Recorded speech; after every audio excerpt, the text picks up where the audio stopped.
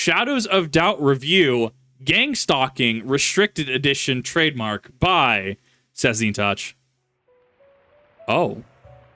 Woke up in a feverish sweat. It was another one of those nights. I had the same nightmare. Walt Disney let their intellectual property My go God. into public domain. No! I felt sick, but thinking of vomit made me think of Pepsi, so I held it in. My diabetes was acting up. Pacemaker says I'm dangerously close to dropping below type 2. I needed something to calm my nerves. A Krispy Kreme, Coke Vanilla, and a needle full of heroin. Just what the doctor ordered. I think we communicated through several language barriers, somewhere between the Aramaic and clerical Hebrew. I can't help but think we lost something in the translation. Lighting a cigarette against the pregnant darkness, I go for a walk. I'm cutting down, which is why I cut off the filter. Like a dog showing you its stomach, I send the tobacco a clear message. Dude, all I'm saying, right? You want the good stuff? Cut off that filter. No, do not do that. Please do not do that. That was a joke. That was satire. Do not do that. I trust you. People pass by as I log into my Twitter alt and send out a credible threat to a Minecraft YouTuber. For some of us, it's not about the recognition. It's about doing our part. This is a city that never sleeps. Once I saw a man standing off the side of a pier, tears rolling down his eyes as he told me, I can't trust anyone. That's why I ride myself. He auto-filleted himself on the spot and rolled away like a meat-powered wheel. Never like a meat-powered wheel, bro. That is such a vivid image. I love how he's writing this. We're a minute 17 into this, and I'm hooked. This is why this man gets the big views. Did catch his name. Scammers, tricks, open source developers. Nice. I've seen some sick things in my time. My Kaizen V-Love Plus implant can instantly sniff out if someone's an incel or in a committed polycule. But more importantly, if they have any spare change, I don't beg for money. I just ask 19 times and that's it. My name is SsethTzeentach, private investigator, professional gang stalker. And this is my office for the next 50 minutes. After that, I gotta buy something. Why am I telling you all this? Because together, we're gonna clean up these streets. Hey gang, sorry, I've been distracted. I kept staying up late playing Once Human, an all-new free-to-play post-apocalyptic open-world survival game releasing July 9th. The game takes place after a cosmic invasion has permanently transformed our world into the world of Skibbity Toilet. This is not a joke. You'll be fighting every Z-list creepypasta, from Siren Head to a refrigerator to an overly aggressive school bus. Everyday objects are no longer your friend, and you will die at the hands of a Funko Pop. However, some of these deviations can be tamed to help you fight, craft, and survive. This is Pokemon through the lens of a man addicted to fentanyl. There's base building with full creative freedom, and PvP with up to 4,000 gamers in a single server. As absurd as this sounds, it's a lot of fun. I captured a bee, and now it pollinates my crops. The Semitic capitalist fears the self-sufficient rice farmer. And if you're interested, you can download the game on Steam using my link in the description below.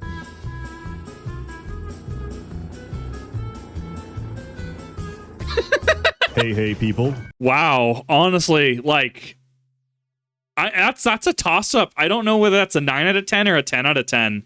I think the sudden shift to the gameplay threw me off. Everything else was sublime. The intro to the video itself, great. Transition, little abrupt, right? Ad read, solid. Great. Loved it. I'm actually curious because, July 9th? So that launched as of streaming this about... Oh god, what is that? 7 days ago? A week ago? I wonder how the game's doing. Seth here. Oh no. Shadows of Doubt takes place in an alternate timeline where Ronald Reagan was crushed to death by his karmic debt. Thankfully, our new president, the Coca-Cola Company, has continued his righteous task of filling ghettos with crack cocaine. Nice. Unfortunately, the definition has expanded. You are the ghetto. Tensions are high. Crime is rampant. The only true justice is in the shadows. The shadows of doubt. But I'm gonna be honest. I've told people, told buddies I've been on Discord calls with. I was like, can you just imagine companies run out of money and they just start subsidizing you with like crack? Like you should start getting paid, not in actual USD, but funny white rocks. I think that would solve a lot, actually.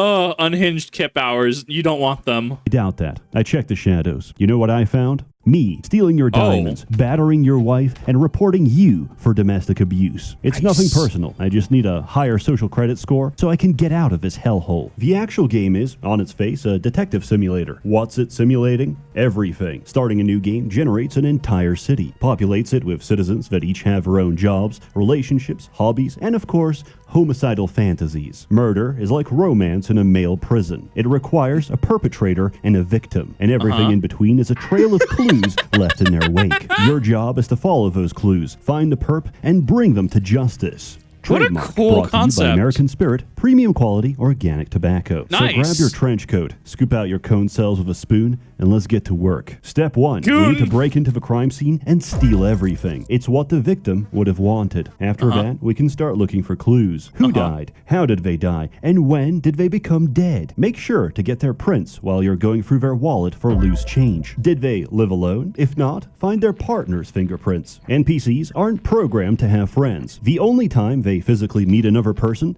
is to be murdered. So any unknown fingerprint is definitely the killer. Look around for anything they might have touched during entry or escape. Doorknob. So, I mean, I think about Heavy Rain, right? I know it's definitely a different game, but it's kind of in that, like, you know, investigative mindset, right? LA Noire, Heavy Rain, those kind of things, right? I feel like they have their own cult followings, and I feel like they do what they do pretty well. It's actually really interesting to think about, like, how modern gaming, I don't even think would touch this. Like, not modern AAA, quadruple A studios, right? Having this, like, detective style, you know, gameplay, you know, you're tracking down, you know, good cop, bad cop, right? I feel there could be a great game there, right? Tracking down some of these gangsters, you know, even if you want, you know, you want to keep the premise of, hey, you can either do it the right way or you can just frame it to finish the job, right? That would be so cool. I just don't think the audience is big enough for, you know, AAA studios and quadruple A studios, right? I don't think it's big enough for them to catch on. I think there's definitely a niche here, though. I think there's a need for this and a want. Light switches, the inside of a woman's toilet bowl. Nice. Anything is possible. Did the killer leave a murder weapon or drop a calling card? We did the easy part. It only gets harder from here. But first, the case board. As you work through a case, you can pin any relevant information to the board. As you collect more evidence, the game will automatically draw links between existing information. You can make diligent notes, use color-coded threads, and organize every possible lead. Or you can do none of that and pin random shit together and follow your schizophrenia. I can't solve this mystery on the physical plane. I need crystal meth to go to Hyperborea and ask Yakub directly. And when you're done playing arts and crafts in an active crime scene, we can start looking for leads, check for handwritten notes, break into their computer and check for emails, open their address book, see if they made any recent calls. Now, it's about lunchtime, but we gotta get our hands dirty first. Find the landlord's office, break in, check their files on every tenant, then break into their computer and check the CCTV. Every security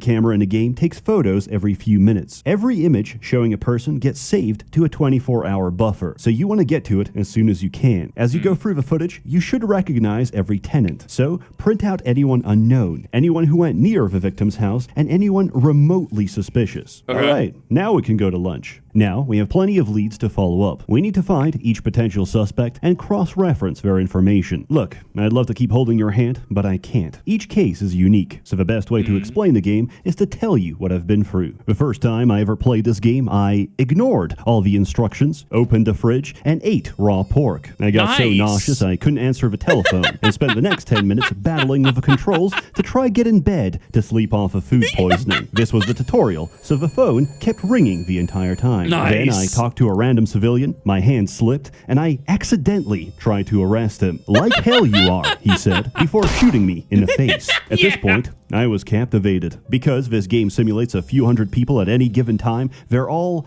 quite stupid. Yeah. Hey, buddy, I'll pay you $100 to fuck off and let me trash your apartment. Okie dokie. I'll just go back to sleep.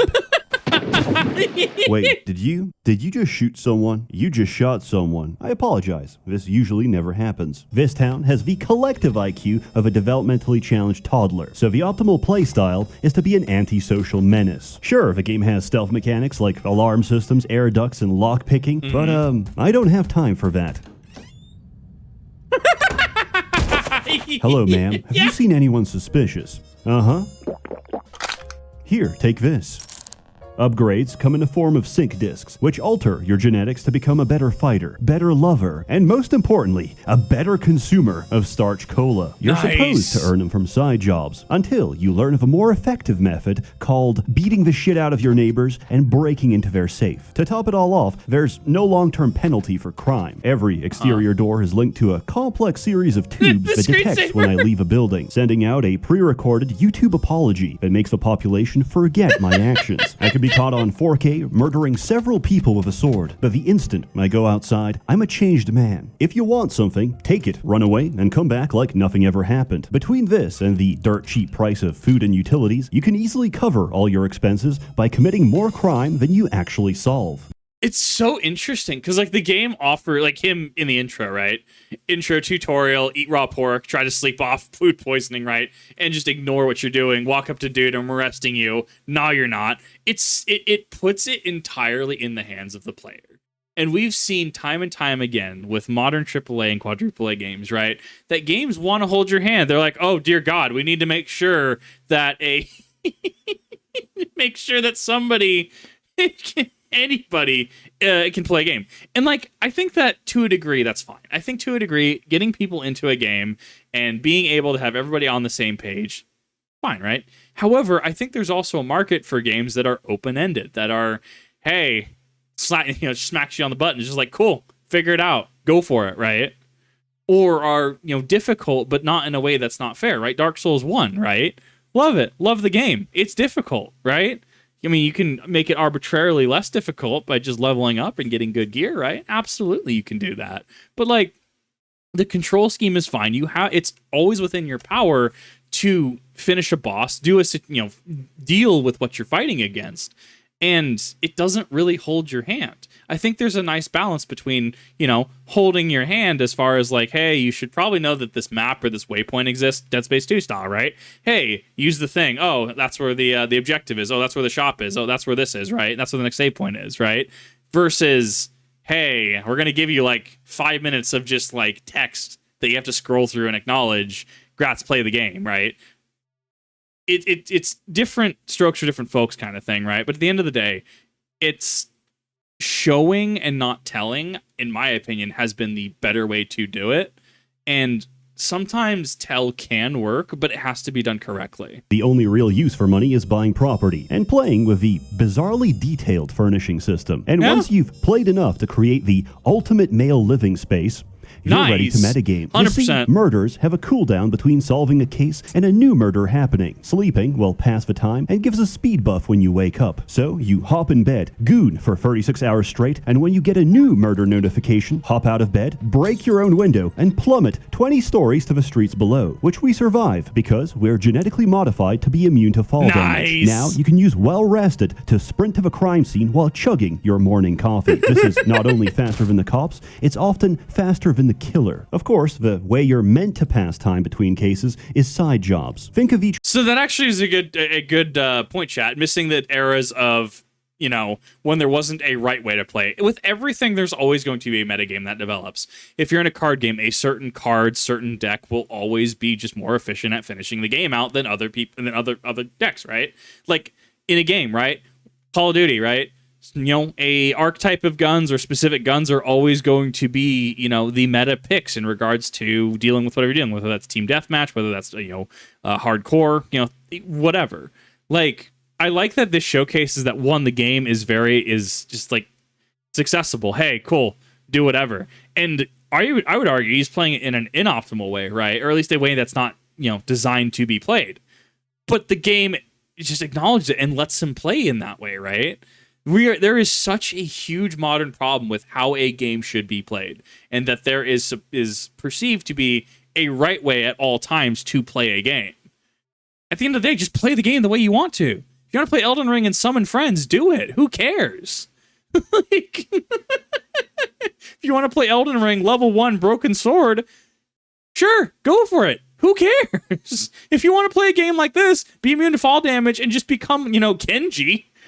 Just show up to the crime scene, deal with the killer at the crime scene. Who's to stop you? I think that that's perfect, and it's taking back that like that freedom and taking back that that just like ability to just play a game the way you want to. I love that as a concept. One is a sort of mini case with limited information. Because some information is more helpful than others, the difficulty is completely random. Oh, you want me to steal from someone, but you only know his phone number? That's easy. I can just call the number and check the call box to see where it was routed to. Oh, he's on the floor below. We take those. But what about this one? I've only got his first initial, fingerprint, build, and blood type. Oh yeah, very helpful. At this point, you may as well tell me I'm looking for a circumcised male in a small town of New York. I could just go through the phone book for every name with the same initial, but I've got an even better idea. Go to City Hall and open up the government database. This has records of every single citizen in the game. You're meant to type at least 2 characters to get any results, but this includes space. Naturally, everyone has a last name, so everyone has space and a letter in their name. Now you can go through the entire database in alphabetical order and print out every single person's information. Eventually, whatever case you had will just solve itself. But we're not done. If you have the mental fortitude to sit there for a real-life half hour, congratulations, you just ruined the game. Now, your character will solve cases the nanosecond you get them. Nice! Okay.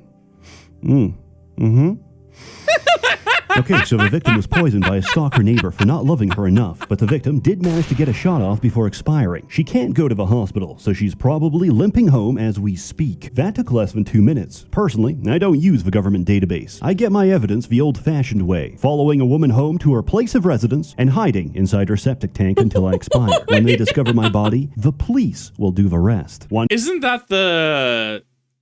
Yeah, that's the copy pasta that gets thrown around, right? Actual incident where, unfortunately, this young woman did end up inside of a water tank on top of a hotel. I think it was in California, right?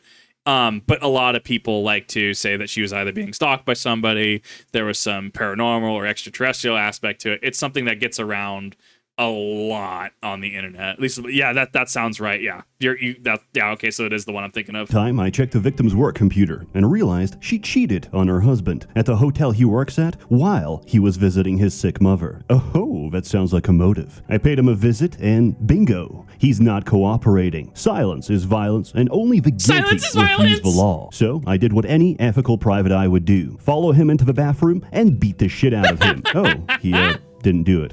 In hindsight, he was probably just rude to me because I had the same social credit as the homeless man I shanked on the way to work. Embarrassed, I resorted to using the method real cops use to catch killers. I sit on my ass eating donuts and wait for them to kill again, hoping the next murder is easier to solve. 11 donuts in, I get a notification, rush to the scene of a crime, and on my way there...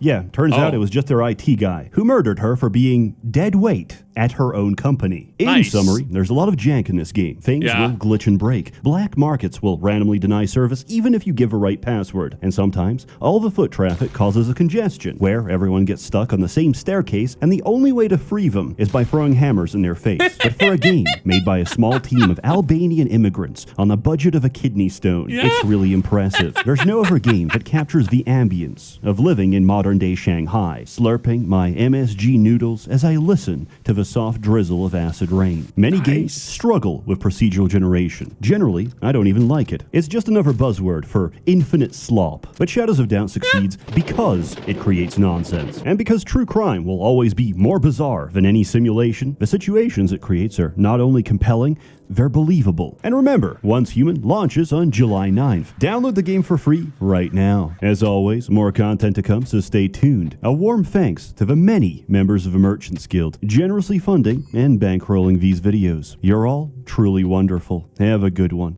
I love that. That was actually really good. I'm curious how that game is going to go with that launch. I'm very curious how it's going to go. And like, I like it because it's so cool. I like it because it allows the player to have that freedom of expression. They'll allow that player to do whatever they want. And like, if you're going to lean into the jank, right? If you're going to go jank or schlocky, right? Lean into it, embrace it, accept it. And I think that's why it has, a leg to stand on. I think that that's super cool as a game. Not necessarily my thing, investigative games like that. It's not my thing. However, that is somebody's thing. And I think that there's absolutely a market for games like that, for this procedurally generated detective game. And then as soon as they iron out some of the kinks, like, being able to just go through the entire database, right? The entire government database, and just to instantly solve crimes. I mean, if stuff like that gets addressed, hey, we have a really good game on our hands. That was awesome, though. If you have not checked out SsethTzeentach, do so. SsethTzeentach. I did. He did pronounce it earlier. I did hear that. Definitely go check him out. In the description down below, you will see the link to the original channel as well as this original video. Definitely recommend that you go and check him out. And let me know what your experience is. Have you played this game? Have you played the game that was the sponsor for this video? Let me know in the comments section down below. Thank you for watching. I'll see you in the next one.